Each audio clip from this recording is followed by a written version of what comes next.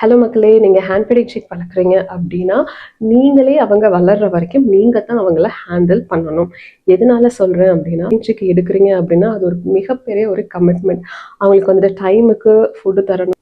நீங்கள் எவ்வளோ ML follow பண்ணுறீங்களோ அந்த எம்எல் தான் கொடுக்கணும். ரீசெண்டாக நான் ஒருத்தர்கிட்ட பேசும்போது அவங்க என்ன சொன்னாங்கன்னா, அவங்களோட ஹேண்ட் ஃபீடிங் சிக்கை போர்டிங்க்கு கொடுத்துட்டு போயிருக்காங்க. ஸோ போர்டிங்க்கு கொடுத்துட்டு போயிட்டு வந்து என்ன ஆயிருக்கு அப்படின்னா, பேர்டுக்கு உடம்பு சரியில்லாமல் பேர்டு இப்போ இறந்து போச்சு. நம்ம ஹேண்ட் ஃபீடிங் சிக் வளர்க்கும் போது நம்மளோட கைப்பக்குவம்னு ஒன்று இருக்குது. கன்சிஸ்டன்சியில் கலக்கிறோம், எவ்வளோ எம்எல் எடுக்கிறோம், எல்லாத்துக்குமே பேர்டு வந்துட்டு பழகியிருப்பாங்க.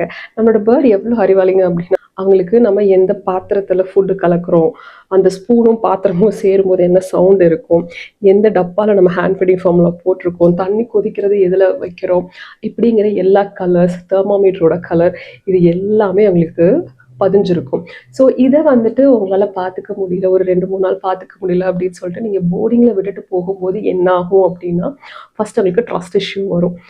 இது யாரோட புதுசாக நமக்கு இப்போ ஃபுட்டு தராங்க அப்படின்னு சொல்லிட்டு. அது இது ஒரு 60 டேஸ்க்கு மேலே பிரச்சனை இல்லை, யார் ஃபுட்டு கொடுத்தாலும் தைரியமாக போய் வாங்கிக்குவாங்க.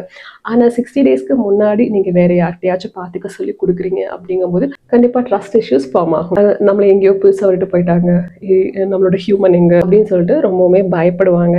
ஏன் அப்படின்னா, ஹேண்ட் ஃபீடிங் சிக்கு நம்ம தான் அம்மா அப்பா.